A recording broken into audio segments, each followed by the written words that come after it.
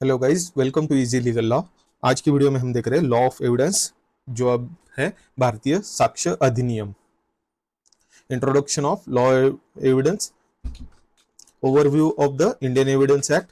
Historical background क्या है? The Indian evidence act 1872 drafted by sir James Stephen brought uniformity in the law of evidence across India, replacing diverse customary and regional rules। तो पहले बहुत सारे princely state थे, तो accordingly laws थे बहुत सारे।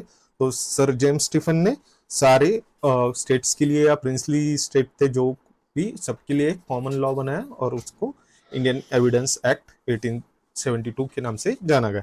केम into force on 1 September 1872। Objective क्या थे? To consolidate, define and amend the law relating to evidence. तो एविडेंस से रिलेटेड जो कुछ भी लॉ थे उसको कंसोलिडेट करना, डिफाइन करना या फिर अमेंड करना।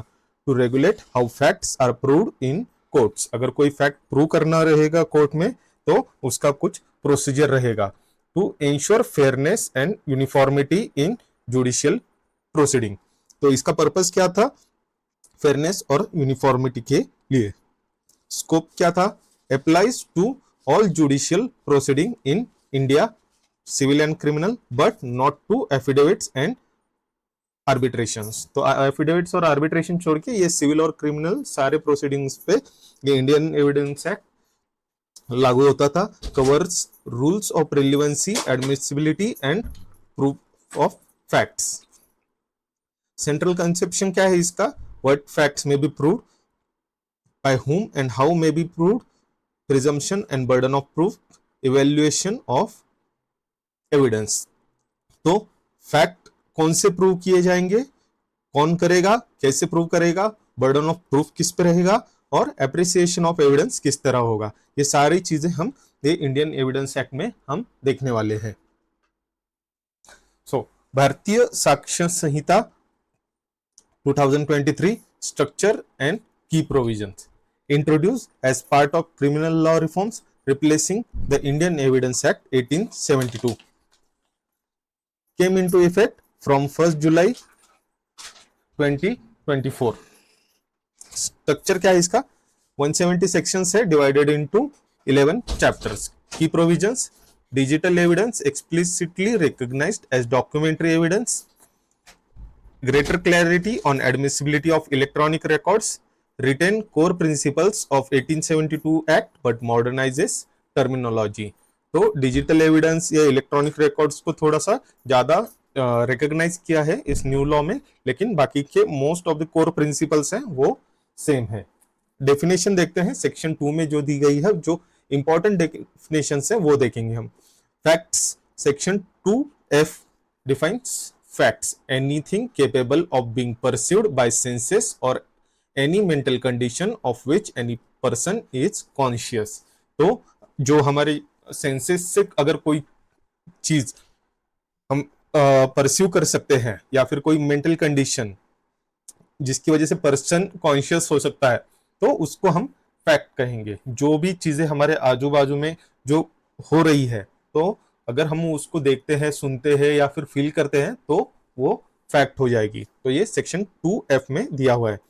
Relevant facts, section 2K talks about relevant facts, facts connected with the fact in issue and admissible in court. तो क्या होता है, बहुत सारे फैक्ट्स होते हैं, लेकिन अगर हमारा कोई पर्टिकुलर केस है तो उसको पकड़ के अगर कोई फैक्ट रहेगा तो वो रिलेवेंट फैक्ट रहेगा। तो ये जो क्या कहा इन्होंने, facts connected with the fact in issue and admissible in court. अगर हमारा कोई डिस्प्यूट है और उस डिस्प्यूट से रिलेटेड कोई फैक्ट है तो ही वो रिलेवेंट फैक्ट होगा, नहीं तो भले ही वो फैक्ट सही हो फिर भी वो रिलेवेंट नहीं होगा उस डिस्प्यूट के लिए और वो एडमिसिबल नहीं रहेगा कोर्ट में। सपोज दो पर्सन है ए एंड बी, तो यहाँ पे अगर इनका ये कोई एक लैंड को लेके डिस्प्यूट है, इसके टाइटल को लेके, और उसके रिलेटेड अगर कोई फैक्ट्स हो, कोई पेपर हो या विटनेस हो, तो वो रिलेवेंट फैक्ट हो गए। तो अगर ए और बी के बीच में लैंड डिस्प्यूट है और उधर उन्होंने अगर इस फैक्ट को प्रेजेंट किया कि जैसे कि suppose India is my country, तो अगर इन्होंने कहा कि हम इंडिया के सिटीजन हैं ये बात भले ही सच हो, ये ट्रू फैक्ट है, लेकिन उस डिस्प्यूट के लिए ये चीज रिलेवेंट नहीं है। इस डिस्प्यूट में सिर्फ वो ये प्लॉट का टाइटल किसके पास है वो ज्यादा, उसके रिलेटेड चीजें वो ज्यादा रिलेवेंट है। So, fact in issue, section 2G, facts which are directly in dispute between parties and determination of which leads to judgment. तो फैक्ट इन इशू किसे कहते हैं? सपोज ए और बी, इनके बीच में ये लैंड को लेके डिस्प्यूट है, इसको टाइटल लेके, और उन्होंने कोर्ट को अप्रोच किया और सारी मतलब स्टोरी बताई अपनी प्लेंट में कि ऐसा ऐसा हुआ था, ये सारी। तो ये सारी चीजें सुन के देख के कोर्ट डिसाइड करता है फिर बाद में कि यहाँ पे इशू क्या है। मतलब बाद में पूरा प्लेन पढ़ने के बाद उसके बाद जो डिफेंडेंट रहता है वो रिटर्न स्टेटमेंट प्रोवाइड करता है, फिर दोनों चीजें पढ़ के फिर वो फाइनली उसका क्रक्स निकाल के इशू क्या है इसमें, तो उसको फैक्ट इन इशू कहते हैं। मतलब इस केस में ये डिस्प्यूट, टाइटल को लेके जो डिस्प्यूट है, ये फैक्ट इन इशू हुआ, तो इसके अराउंड ही पूरा केस घूमेगा और पार्टीज को ही प्रूव करना पड़ेगा टाइटल किसको बिलोंग करता है, और इससे रिलेटेड ही जजमेंट रहेगा। तो फैक्ट इन इशू जो कि केस के लिए इंपॉर्टेंट चीज होती है फैक्ट इन इशू, और रिलेवेंट फैक्ट्स उस फैक्ट इन इशू के जो फैक्ट इन इशू को जो कनेक्ट करता है, प्रूव करता है, तो उसे रिलेवेंट फैक्ट कहते हैं। Evidence and related concepts, evidence section 2E, oral evidence जो हम बोल के देते हैं as a witness, statement of witness, तो उसे ओरल विटनेस कहते हैं। Documentary evidence, documents including electronic records, तो डॉक्यूमेंट एविडेंस में इलेक्ट्रॉनिक रिकॉर्ड्स भी कंसिडर किए जाते हैं। Real evidence, material objects produce before court, अगर कोई ऑब्जेक्ट है कोर्ट के सामने अगर लाया गया है तो उसे रियल एविडेंस कंसिडर किया जाएगा। सेक्शन 2D में क्या बताया गया है? प्राइमरी एंड सेकेंडरी एविडेंस के बारे में। Primary original document of itself, और सेकेंडरी कॉपीज और substitutes allowed in specific circumstances. अगर हमारे पास सपोज कोई सर्टिफिकेट है, नेशनलिटी सर्टिफिकेट रहता है हमारे पास, या फिर डोमिसाइल सर्टिफिकेट, अगर वो ओरिजिनल सर्टिफिकेट है देन इट्स प्राइमरी एविडेंस। अगर उसका जेरोक्स फिर बाद में उसको अटेस्टेड किया या फिर ट्रू कॉपी किया तो then it would be secondary evidence. और कौन से टाइप है एविडेंस के? Direct evidence proves fact directly, example eye witness. Circumstantial evidence, indirect facts leading to inferences. Hearsay evidence, generally inadmissible second hand statements. तो direct evidence होता है जो कि डायरेक्टली फैक्ट को प्रूव करता है। अगर कोई एक्सीडेंट हुआ है और वहां पे कोई आई विटनेस है, तो वो अगर बोल रहा है कि मैंने खुद से देखा है, तो ये फैक्ट डायरेक्टली प्रूव करता है। सर्कमस्टेंशियल एविडेंस, अगर कोई ऐसे सर्कमस्टांसेस है जिससे इन्फ्रेंस लेके वो फैक्ट इनडायरेक्टली प्रूव होता है, तो उसको सर्कमस्टेंशियल एविडेंस कहते हैं। हियरसे एविडेंस, मतलब अगर किसी पर्सन ने किसी पर्सन को कहते हुए सुना है कि ऐसे ऐसी कोई चीज हुई है, मतलब मोस्टली ऐसे होता है बहुत बार कि हमने वो चीज देखी नहीं होती लेकिन हमने किसी से सुनी होती है कि वो चीज ऐसे हुई थी, then in that case that is hearsay evidence. Generally ये इनएडमिसिबल है, उसका एक एक्सेप्शन है जो कि हम देखेंगे। तो hearsay evidence is generally inadmissible, इसको सेकंड हैंड स्टेटमेंट भी कहते हैं। बाकी के डेफिनेशन देखेंगे, जैसे सेक्शन 2G सेड्स about proved, a fact is said to be proved when court believes it. तो सपोज ए और बी के बीच में ये लैंड को लेके डिस्प्यूट है टाइटल का।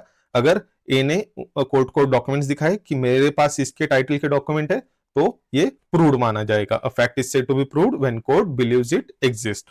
Not proved when court does not believe a fact exist. तो अगर ए और बी दोनों भी उस कोर्ट को डॉक्यूमेंट नहीं दिखा पाए, तो इन that case court will not consider कि किसी को टाइटल बिलोंग करता है, तो ये चीज हुई नॉट प्रूव्ड। तो प्रूव्ड अगर दिखाने के बाद हम प्रूव कर पाए तो प्रूव्ड, और अगर कुछ फैक्ट को प्रूव नहीं कर पाए, मतलब उसके लिए हम कुछ एविडेंस नहीं दे पाए, तो not proved. And third is disproved when court believes it does not exist. तो अगर वही एग्जांपल देखते हैं हम, ए ने अब डॉक्यूमेंट्स दिए कोर्ट को, उसको बिलोंग करता है टाइटल, और बाद में कोर्ट को पता चलता है कि ये डॉक्यूमेंट तो इस लैंड को नहीं बिलोंग करते, इस लैंड को लेके ये नहीं है डॉक्यूमेंट्स, ये अदर डॉक्यूमेंट्स है। इन दैट केस ए के पास अगर कुछ भी नहीं है या फिर ये फॉर्ज डॉक्यूमेंट है, नकली डॉक्यूमेंट है, तो इसको कहेंगे डिस्प्रूव्ड। अगर कोई चीज आपने कोर्ट के सामने प्रेजेंट की है और उसको सामने वाली पार्टी गलत ठहराती है तो वो डिस्प्रूव्ड रहेगी। तो इजी है, थोड़ा कंफ्यूजिंग भी है लेकिन इजी है। Section 2C talks about disproved when court believes it does not exist. Witness, section 124 talks about witness, a person permitted to dispose before court, जो हम उसको हिंदी में गवाही देना या गवाह भी कहते हैं। Appreciation of evidence and presumption, तो ये बहुत ही इंपॉर्टेंट चीज है। Presumption, a rule where court assumes a fact exists unless disproved। तो प्रिजम्पशन तो कुछ चीजें रहती हैं जिसमें कोर्ट फैक्ट अज्यूम करता है जब तक वो डिस्प्रूव नहीं की जाती। Section 2H talks about may presume. May, तो ये एक इजी ट्रिक है, जब मे आएगा तो यहाँ पे डिस्क्रिशनरी पावर रहेगी कोर्ट की। Court has discretion, example presume official acts are properly done. तो मे प्रिज्यूम मतलब कोर्ट के पास डिस्क्रिशनरी पावर है, वो प्रिज्यूम कर सकता है या फिर नहीं प्रिज्यूम कर सकता। शाल प्रिज्यूम, सेक्शन 2L, तो शाल प्रिज्यूम क्या है? Court must presume unless contrary is proved, example validity of certified copies.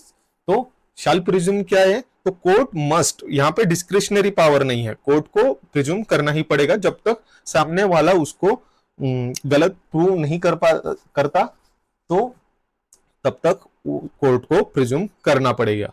तो ये मे और शाल बहुत सारे सेक्शंस में रहेगा, तो इसके अकॉर्डिंग प्रिजम्पशन उसमें कंसीडर किया जाएगा।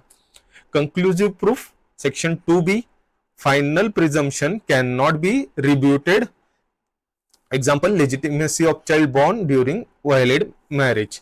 तो कंक्लूसिव प्रूफ क्या है? अगर कोई चीज अगर प्रूव कर चुके हैं और वो कंक्लूसिव प्रूफ है, तो उसको बाद में डिस्प्रूव या फिर उसके खिलाफ कोई एविडेंस नहीं दिए जाएंगे। एक बार कंक्लूसिव प्रूफ है तो वो प्रिज्यूम ही किया जाएगा। जैसे कि एग्जांपल है legitimacy of child born during valid marriage, अगर दो लोगों का मैरिज हुआ है और उस वक्त में अगर उनको चाइल्ड हुआ है तो वो लेजिटिमेट चाइल्ड ही कंसिडर किया जाएगा। Appreciation of evidence, judicial evaluation of credibility, reliability and probative value of evidence. Court balance direct testimony with corroborative and circumstantial fact. इस तरीके से कोर्ट अप्रिशिएट करता है एविडेंस को, वो बैलेंस रखता है टेस्टिमनी, विटनेस की टेस्टिमनी और जो सर्कमस्टेंशियल फैक्ट्स हैं उनके दोनों के बीच में बैलेंस करता है और फिर एविडेंस को अप्रिशिएट करता है। That was all for this video. See you in next video. Till then, like, share and subscribe. Thank you.